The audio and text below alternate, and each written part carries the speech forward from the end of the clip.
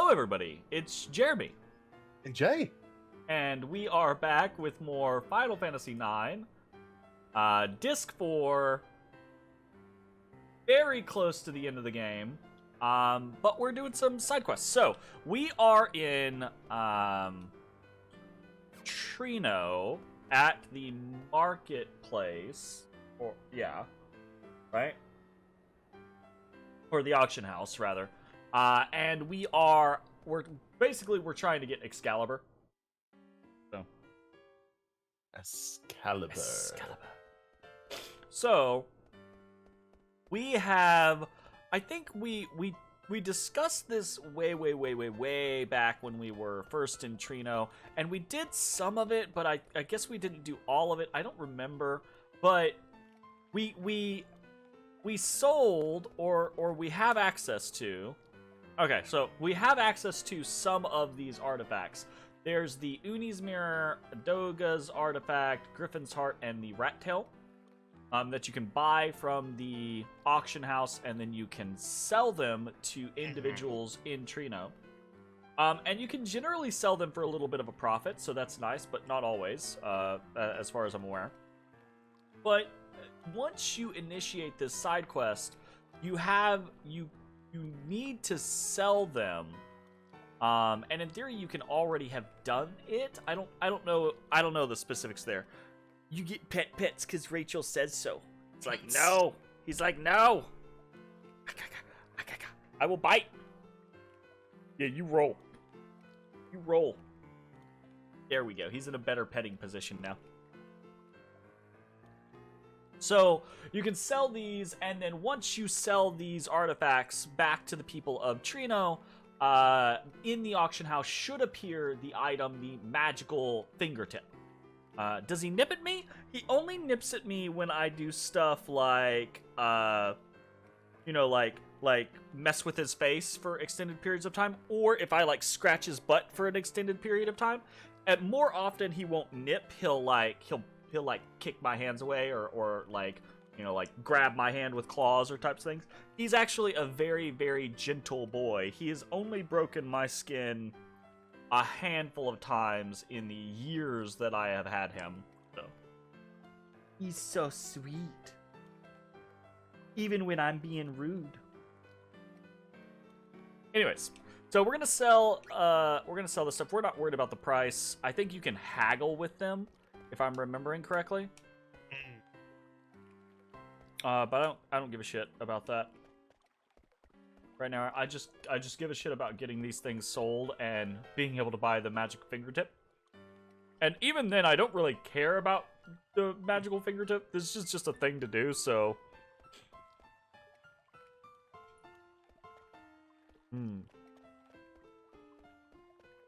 I don't know who all to sell these to, unfortunately.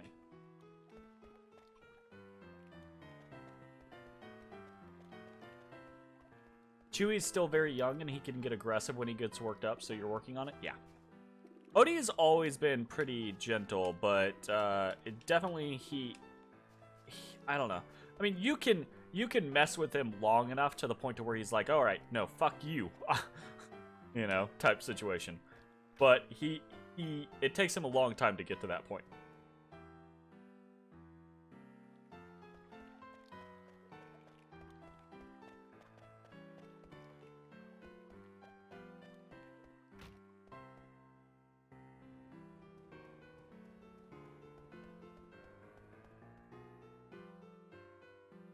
Is this the point of the game that you're trying to catch up with Dagger? No, we've already done that. Oh yeah,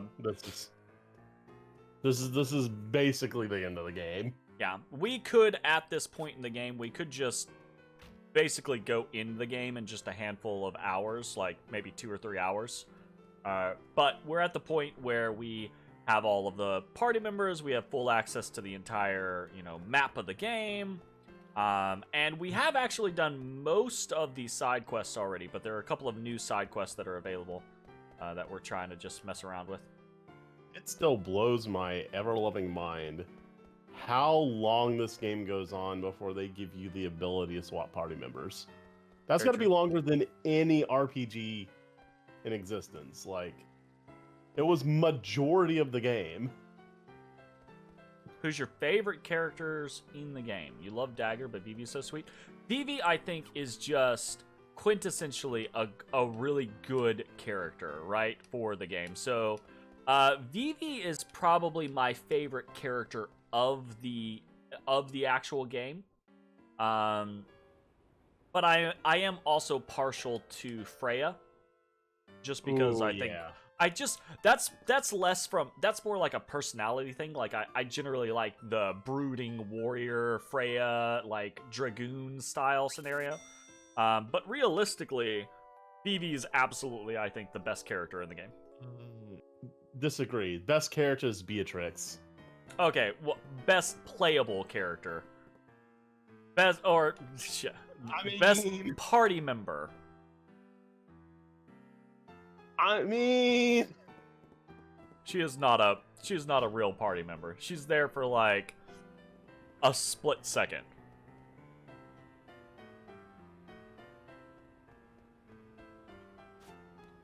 Yeah, I think much like almost I think a lot of these old games unfortunately do not explore their characters as much as they could or even should.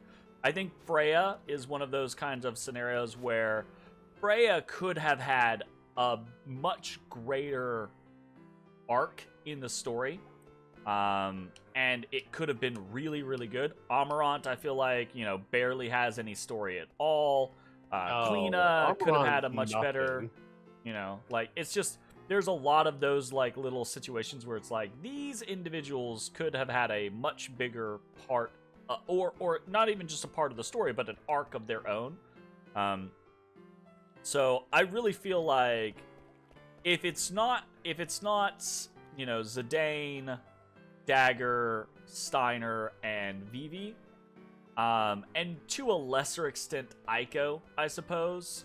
If it's not one of those 4.5 individuals, then they really don't have that much of an impact on the story, unfortunately.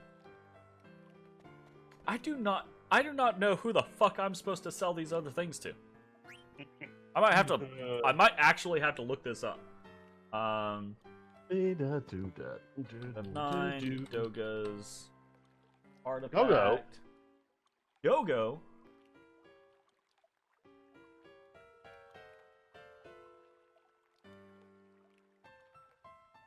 Rat tail.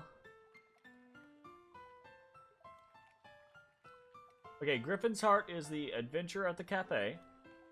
Doga's artifact is the scholar in the synthesis shop. Odie boy, you get more pets. Mwah. Don't you get me? He's like, don't get me and I won't get you. But I've been told to get you. You gotta let me get you, Odie Bodie. Played Xenogears. They had, oh yeah, absolutely. Yeah, rip second disc in half. There's so many unfortunate situations with that type of stuff.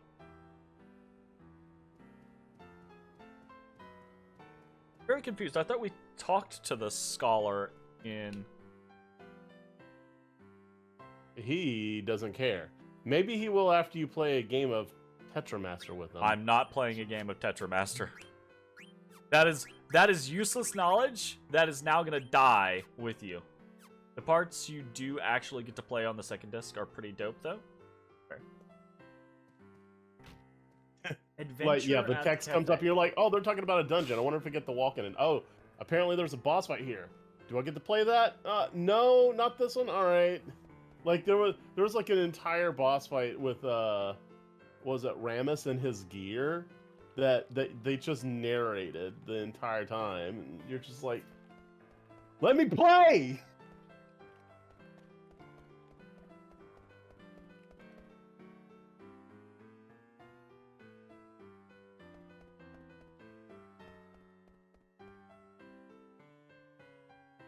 Sadness.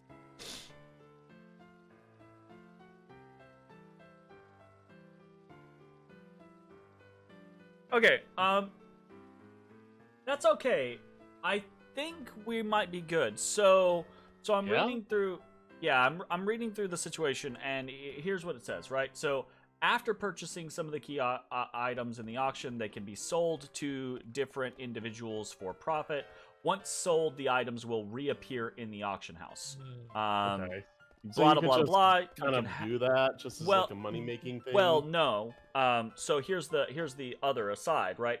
You can negotiate with the individuals that you're selling to get a higher price. Okay, cool, whatever.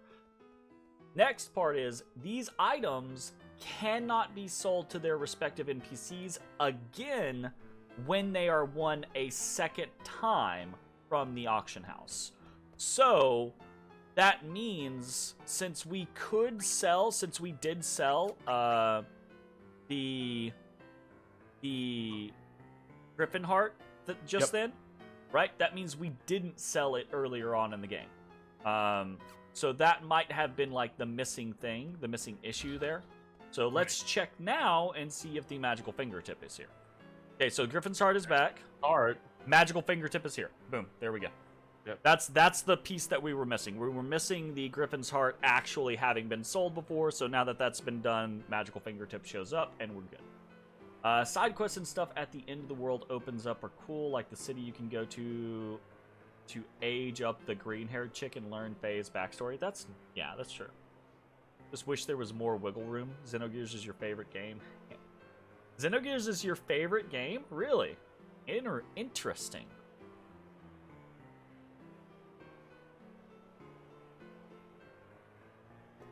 We're selling the fairy earrings, right? We are. Either that or we're selling the Griffin's Heart again.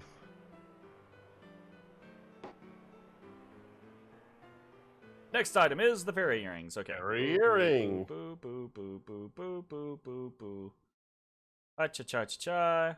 Gotta tell you, man, I still love the fact that the retro art gives you the option to mute the music when you're turboing just by default or by... Look at the magical fingertip. It starts off so fucking high. And they just letting it rock. Yep. 400, like...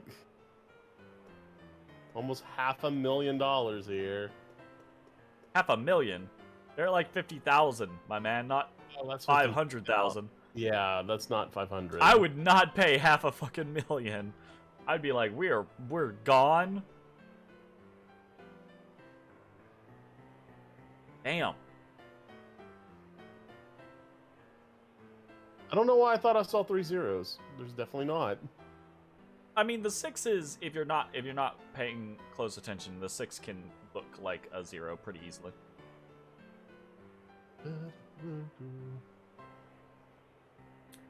These two need to fucking stop. You suck.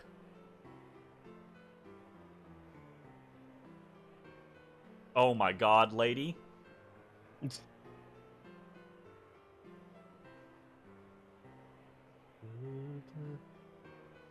You bitch. You! Ugh. Well, 60,000. 60,000. Yeah. That lady does not hesitate. Anyone else says something and she's like, yep. More. Yep. Yep. More. Right here. You know it. Don't you do it. Yeah! Sold! Absolutely not worth it. Oh man, that was most of our money. Holy Almost shit. could not afford it. Yeah. Oh, well, whatever. We don't have much more to do money with, I suppose. We don't have much to do money with. And we can always just do the cotton robe trick if we need to. Yep. All right, so that is that, and it's time to GTFO and head back to Daguerrero. Daguerreo? Daguerreo. Daguerreo? Daguerreo? I don't know. Whatever, Odo Bodo.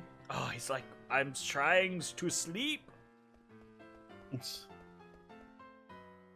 Mm. Okay. I really just want to keep eating this cake. I have a carrot cake sitting next to me. Mm-hmm. What is your opinion on carrot cake? Carrot cake's good.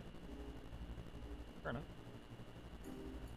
I know some people are like, carrot cake's not a cake, or carrot cake shouldn't be a cake, or carrot cake is ass, or what have you. But I actually none of that. I find carrot cake to be pretty alright. Not like the most amazing form of sweet on the face of the planet or anything like that, but it's okay. Yep. Hey, Yep, I completely we got agree. more carrot cake likers in the chat. How's it going? Can I hear it for them carrot cake likers? Such a weird thing to be like, yeah. I think for me, right, like, carrot cake isn't,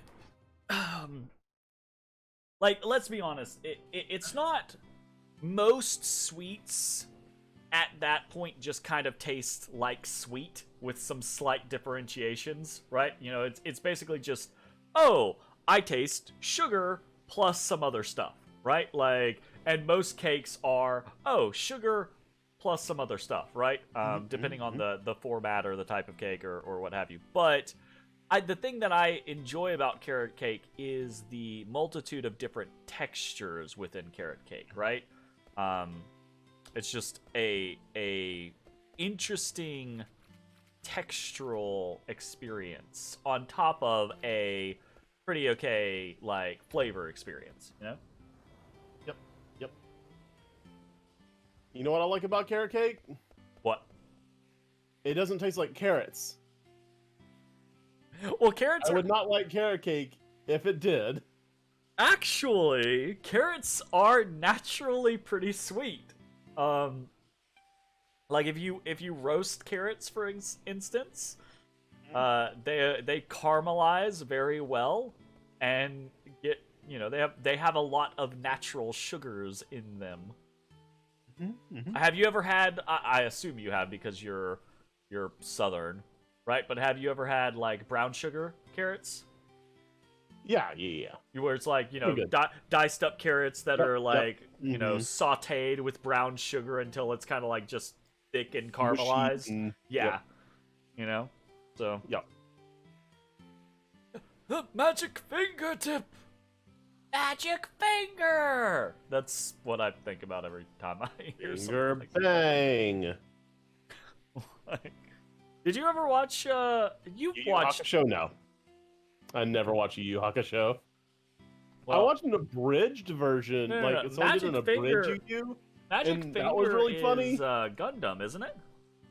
What? What's what? Isn't Magic Finger Gundam? Yeah. Yeah. I'm thinking of no, it's not Magic Finger, it's Shining Finger. I'm crossing multiple streams here. I'm crossing Gundam with Shining Finger and is it Yu Yu Hakusho that I'm Yu thinking Yu of? Hakusho is the character. No, that, but it's Spirit Gun is what that is. Is it Spirit Gun? Pretty sure it's Spirit Gun. Because there's Spirit Gun and Spirit Shotgun. What is Magic? Is Magic Finger a thing? You're right. It is Spirit Gun. Ow! Otis. Otis. Hey Tiff, how's it going? Thanks for the bits. How are you doing? I have been snacking on my carrot cake, by the way. And Casey already ate all her stuff. Boy, if you don't stop tapping me, don't you touch it. Do that tapping. Touch it. You're eating your dessert right now? Dang. Very nice, very nice. Alright. We give. He don't want no. He don't.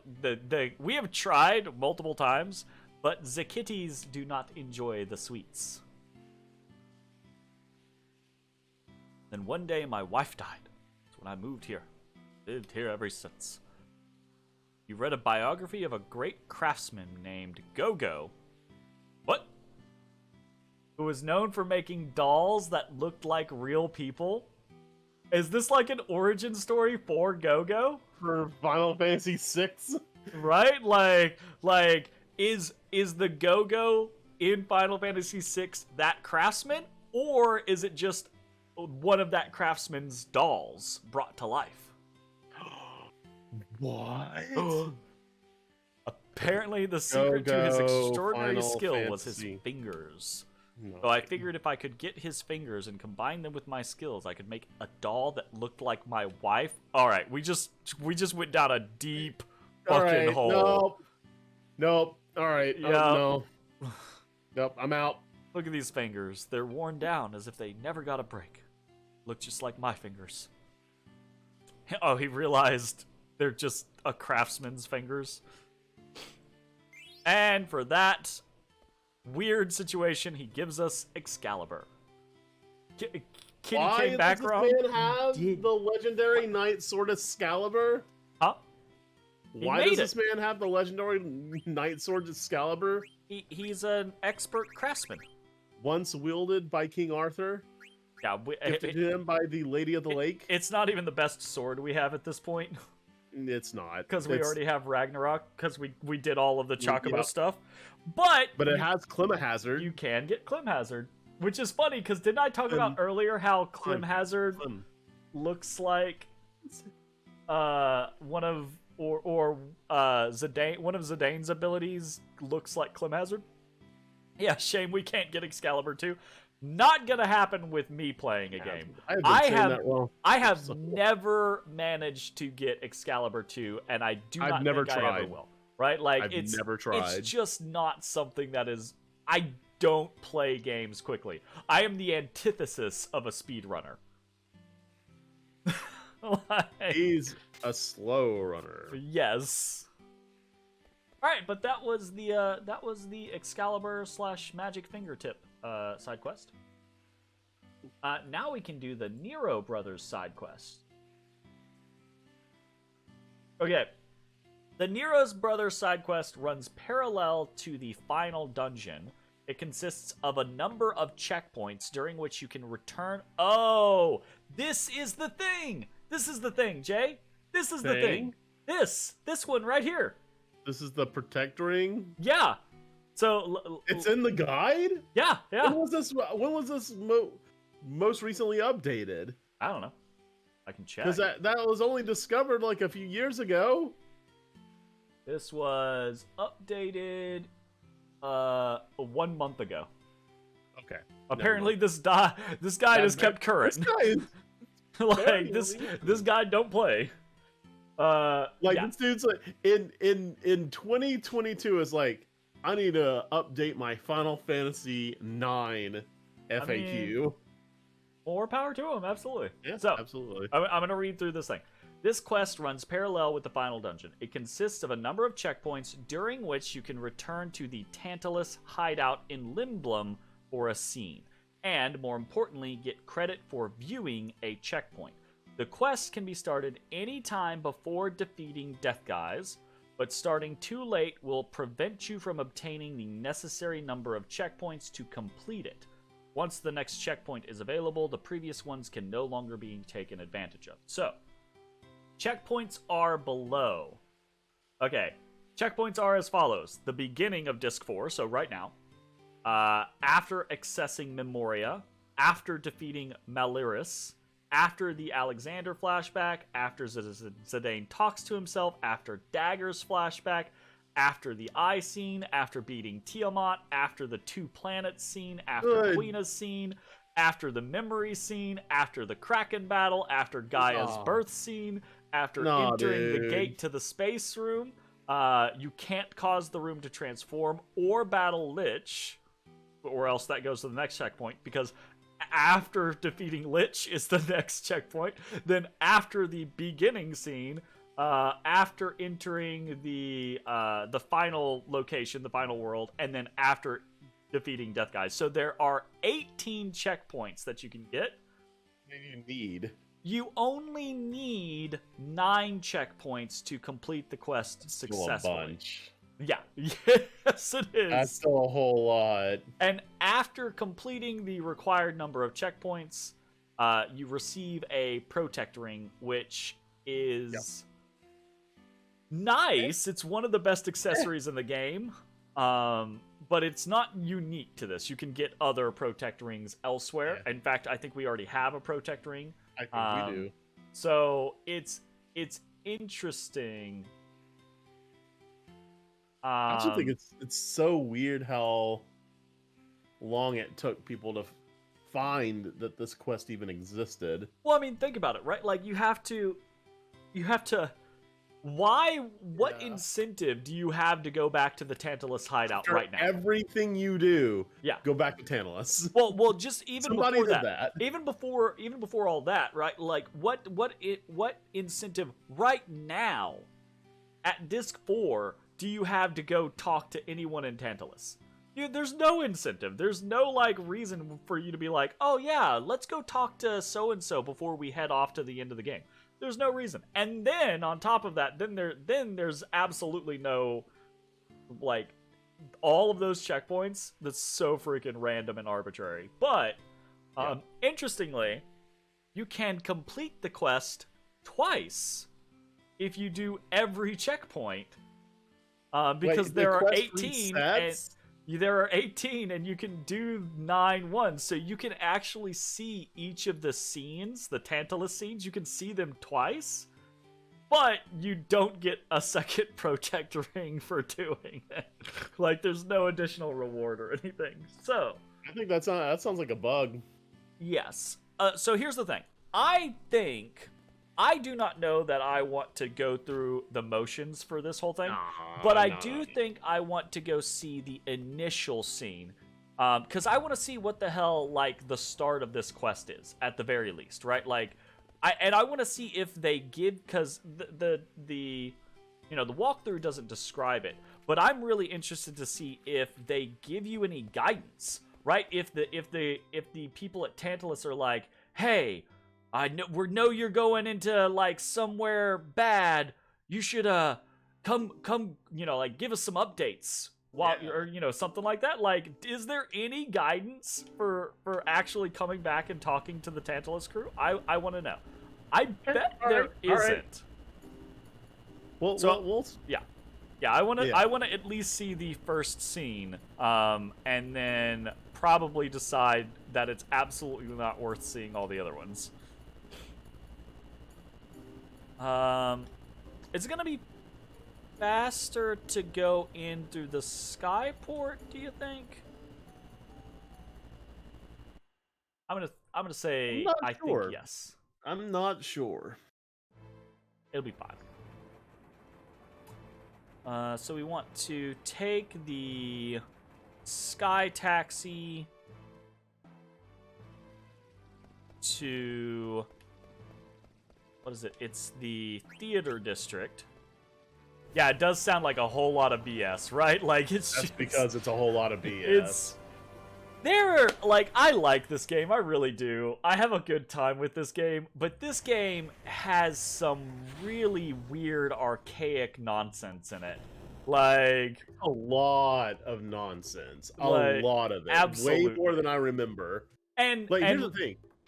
Like you know how we've been, me and you've been playing some older games from the past, and we've been coming back and like having different opinions of them. I don't think this changes my opinion of Final Fantasy IX. I still think it's an amazing RPG, but good lord, there's so much superfluous bullshit in here. So I think generally speaking, if I were to grade RPG experiences on a scale of like 1 to 10, normally, right? Like if right here and now, if you were like, Jeremy, grade Shining Force 2 on a scale of 1 to 10, right? Like I am likely to grade it higher right now than I would if I had just played through it, right? So for Final Fantasy IX, for example, prior to playing Final Fantasy IX, I probably would have been like, oh, FF9's like, I don't know, like a 7 for me, right? Or something like that. The random number. I would have been like, yeah, it's a positive, but it's not like a super highlight for me, type thing. after having played it, right? Like, if I'm giving a fair opinion of it, I would probably downgrade it to like a 6 or something like that at this point. But with the caveat that I do think it's like a 7 or an 8 for its time period. So that's the caveat scenario that I think is really important. Like, you can grade a game as to how you think it stacks up now versus how you think it's stacked up at that time. Like, for example, Legend of Dragoon, I think, is a good one for me to say, like, I think at the time that it came out, Legend of Dragoon was a fantastic game. The gameplay was so much fun, and the story was interesting and evocative, and a lot of the characters were really cool.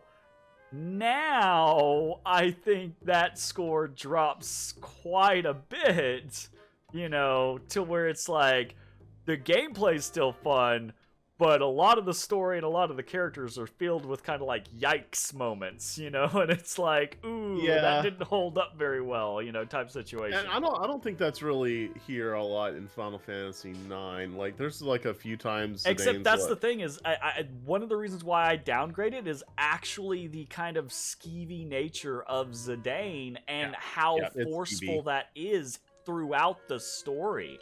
Like, I don't like he sexually assaults her when she climbs up the ladder once. Like, prior to us playing FF9, when if you had asked me about that, I'd been like, yeah, he's a little creepy. It's fine, but he's a little creepy. But having played it now, I'm kind of like, he's not really fine, and it's kind of a shit, like, direction in the story, and I really wish they hadn't done that, you know? Like, if they ever remake 9, I really hope they have the foresight to review this direction in the game and just kind of, like, cut it out, right? Like, make it more... You can have them still be... Because, you know, I know a lot of people will be like, oh, well, they're young teens or they're teenagers or something like that. Okay, sure, fine, whatever, but you don't have to be so kind of like creepy and pushy about it, right? You know, if that makes sense, you know? Yeah, no, it's not okay. Well, yeah. But I think what hurt this game for me to, like, playing it here in 2022 more than anything else was investing the time to look under the hood. Yeah. Like, to find out why things are the way they are. Like, finding out, like, all these spells. Like, you, like, read this and you're like, oh, this is fucking worthless. Yeah, like, oh, there's so many things. I do think maybe we went above and beyond in investigating things in FF9. I kind of get the feeling like, if we did that a lot more on other games, we'd find a lot more worthless shit, you know? Maybe. But in this one, we were encouraged to really, like, look up those formulas or figure out how things work or things like that. And a lot of times, like, you've said it yourself so many times, like, why the fuck are so many things in this game just inherently worse than they are in other Final Fantasies? What is going on there? And absolutely agreed, Rachel, right? Like, I will freely admit, as a young child or as a teenager, that is stuff that I just glossed over or didn't even think about. As an adult in my 30s, I'm like, I see that shit and I'm like, fuck me, come on, y'all. Like, that's not good. That's not right. And it's a clear differentiation between, like, games that have, like, good games, right? Good RPGs that have that from these eras. Like, this is a good RPG. It is a good RPG from that era, but it has that, and then stack it up against another good RPG from the era that doesn't have that type of shit, and it's night and day. Like, playing them again, it's like night and day, because you don't have that scenario where you're going through the other game and you're like, ooh, that's not good. No, hard, bad, icks, you know, type situation. Mm-hmm. It just sucks. Hey, there's our airship. Oh, remember? look at that. When we got that? 255th scale airship. Yep. Pretty cool. Did I play FF8? Yes, absolutely. Yeah, I mean, I enjoy FF8. I do like it as a game. I will say I don't. It's been many years. It's been 10 plus years since I played FF8, so I don't remember. I'm somewhat concerned that it, like many other games, has like some yikes moments in it, but I don't remember those yikes moments necessarily. So, I feel like Rachel's about to hit me with that knowledge. She's about to be like, "Oh, there's some yikes moments." I should play it on stream. I do hope to eventually get around to it one of these days. Especially being younger, you're more interested in getting through the game and paying attention to what's. Yeah, so it's also like, I mean, again, as I will freely admit this, I had less of an understanding, and I was I was less of a good person when I was younger, right? I didn't have as much information. I was not taught a lot of the things that I probably should have been taught, or I grew up in a culture that allowed certain things that it shouldn't have allowed, right?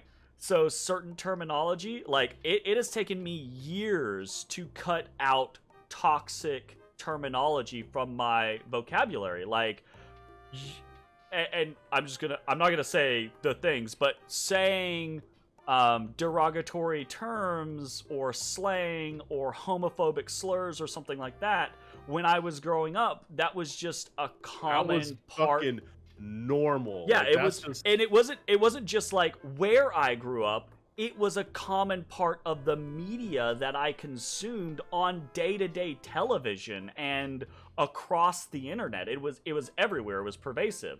That doesn't make it right, by the way, in any way, shape, form, or fashion. But as a child, you get exactly right. 100%. That's pretty much what I'm talking about. Is one of those types of situations. But like, as a child, you don't have the wherewithal or the experience to understand a lot of those types of things, and you get indoctrinated into what's around you, right? And it can take a long time to unmire yourself from that type of shit. And that's the exact type of thing that's going on in a lot of old video games. Like, so for Final Fantasy IX, for example, as a child, I wouldn't have seen anything wrong with Zidane's behavior, right? Because it's like, oh, that's how, when you're teenagers, oh, he's just, interested, he's just curious, he's not doing anything wrong. A funny scene. It was just a funny thing. Haha. Oh, there's the bathhouse scene. All that goofball. Yeah, absolutely. But as you age, or as you get more context and you get away from that kind of indoctrination, you're like, hold up, that's not appropriate. Like, don't get me wrong, I do want to throw this out there.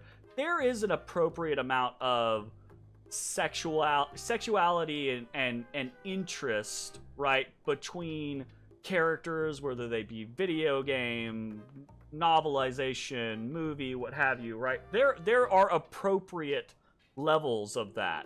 But like, the thing that video games tend to do a lot is kind of like the peeping concept and the pushy concept, right? Like, oh, yeah, obviously, I can't believe they actually put that in Rise, right? Like, come on. Obviously, this is supposed to be the main character's love interest. So the main character's love interest, it's okay if he's pushy with her because she's the love interest. Obviously, she's got to be, right? Like, there's this sort of mentality that pervades a lot of these games that do that type of thing, and it's just ugh. It's just ugh. Anyways, I will remove myself from this tangent and actually start playing the game again. I see, this is why Jay, we gotta research this. We gotta research in Parsec if there's an opportunity for me to like give you control, so when I go off on a tangent, I can just be like, Jay, pilot the game for a while, right? That would actually be interesting if there was like a swap controller, just quick and simple in. Yeah, absolutely. Parsec. Right? Actually striking how many of these 90s RPG actually just drop slurs and stuff in dialogue. Absolutely, 100%.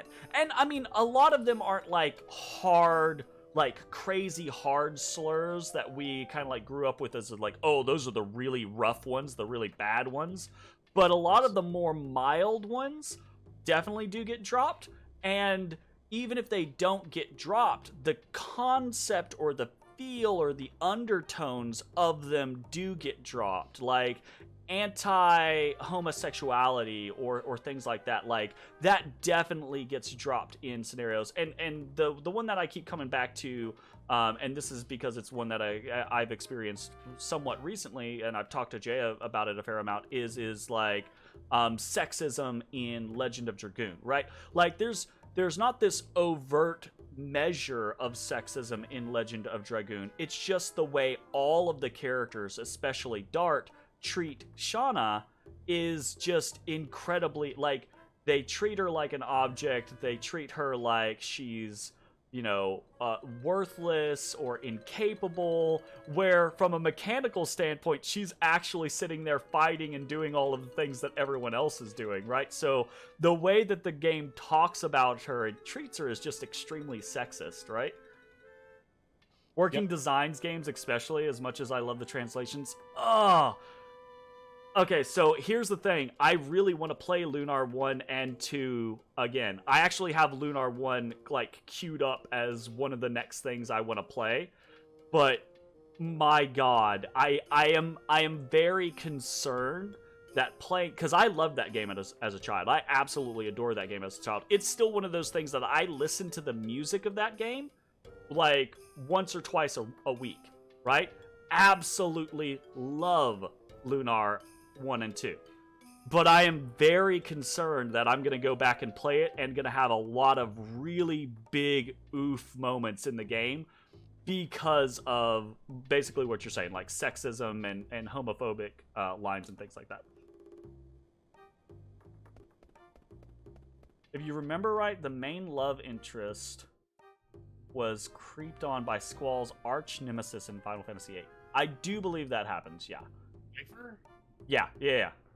Because that was a sleazebag. I think so. FF9 really do be like, do you want to have your 33-year-old character peep on the changing 16-year-old? Yeah, right? Oh. Right? That's that's another thing that happens. Absolutely. 100%. It really is. It really is. It's the random NPC dialogue that gets iffy. Oh. That sucks, right? Like, especially if your main story is perfectly fine and good, but, you know, like, you had some side riders that were just writing NPC dialogue, and some of it snuck through and as shit, basically. Like, that's really unfortunate. Okay. I don't think, just from a sheer standpoint of, like, how long it's gonna take, I don't think I'm interested in doing the Nero Brothers side quest. What about you, Jay? Sorry, I've been reading this article about how to swap controllers, potentially. One more time?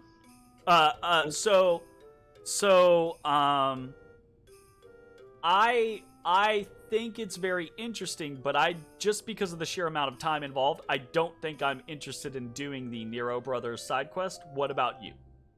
I don't think I care particularly. Gotcha. I mean, if you wanted to go through it, I absolutely be all for it. But if you're leaving it, just feels like it's gonna take so much time, and it could be interesting. It's going to take a little bit of time, man. I might just look it up on YouTube to see if someone has like a supercut of it, you know, like of all the scenes, because that would be cool to see them. But I don't think I'm actually interested in going through the motions of the whole side quest.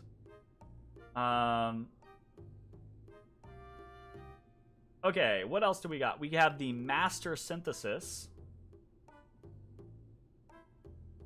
So what I do for the game I'm playing is into a config file. I keep.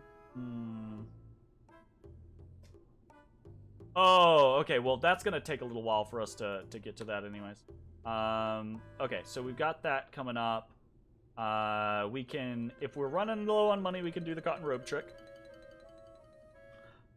You distinctly remember an NPC in Lunar 1 or 2 that makes a Bill Clinton joke? Oh, like a Bill Clinton, Monica Lewinsky joke type scenario? Fucking hate it. Like, absolutely hate it. That whole scenario is just... the United States of America should be ashamed at how shitty and childish they reacted during that situation, and how disgusting a lot of people were towards her as a person for doing a thing that 95% of the people more do. Like, oh my god, she committed a sexual act. Oh my, heaven forbid. Holy crap. But he was a married man, and this is a Christian country. Oh no, like, affairs don't happen constantly. Right? And that's the thing. Here's the thing. She wasn't attacked. She wasn't ridiculed for years and years and years and years by, like, late night television hosts. She wasn't ridiculed for the fact that he had an affair, right? Like, she wasn't ridiculed for that. She was ridiculed. She was slut-shamed. She was ridiculed for her promiscuity. It didn't matter that he was necessarily a married man. It was just the fact that she did something. It's horrible. Oh no. Everything related to Aiko and FF9 was just awful. That's why we have her named She's 6. That's why we have her named in the game She's 6. Because US women aren't allowed to have... Exactly. 100%, right? Oh, no. But are also expected to, so... Right. Like, it's horrible. Okay, let's continue onwards with some other stuff. Lindblom Castle. Gotta be a way. We've got a... I think we've got like one more real side quest that we can do before we start heading into in-game stuff. You know what's weird about Final Fantasy IX? At least, as far as a previous conversation had been going, that this game has, just joking around with sexual harassment, but also has one of the first gender-neutral characters that's a permanent party member. Right! Like, I guess Go-Go was also... I guess Go-Go was... I will say, yeah, Go-Go might have been, but at the same time, Go-Go, it's not really addressed or discussed in any way, shape, form, or fashion in 6, but right? in 9... But in 9, it absolutely is. There are multiple instances where the game refers to Quina with different pronouns, treats Quina differently depending on, like, spells that target male or female, or gear that targets male or is usable by male or female. So there's absolutely that scenario in the kind of like the trans representation there, and it's so bizarre to have that type of situation, but then also have extreme like sexual harassment. It's just like, what? Although I say that like, because it really shouldn't surprise me, because in my mind, I'm sitting here from a progressive standpoint thinking, oh, that's so crazy that you can do one without the other. But from a cultural standpoint, there are many cultures throughout history and throughout the world that have had like actual like representations of trans communities and things like that be a solid part of their history and been acceptable, but still look down on women, right? Like, there's absolutely those types of situations have existed and still continue to exist in this day, depending on the cultures that you're in. So I have a viewpoint, an American viewpoint that is holistic on the concept of progressiveness, but that's not to say that someone making a video game in Japan isn't going to have a different cultural viewpoint, especially 20 years ago, right? So I should not find it as bizarre as I do, basically. How bizarre? How bizarre? Wait. Where the fuck am I? I absolutely went the wrong direction. Jay, you're supposed to guide me. I'm still reading articles. So there's a way to do it with Steam games in big picture mode using Parsec. But there doesn't seem to be a way in Parsec. Maybe there's a way in RetroArch though. Ah, yeah. So I mean, if you want to try something real quick, I think I mean I have an idea. So how about we do this? We will go ahead and videos. end this video. So if you're watching on Twitch, stick around. We're going to keep playing. If you're watching on YouTube, I hope you enjoyed my tangents. There wasn't a lot of gameplay. I just basically like tangented for an hour. So sorry. Welcome to me. But yeah, so if you enjoyed, or I hope you enjoyed, and we'll see you next time. Bye-bye, everybody. Hey everybody, thanks for watching. If you enjoyed the video, consider leaving a like, commenting, or subscribing. It really helps me out. If you'd like to see me live, head over to my Twitch at twitch.tv/thedistanthorizon.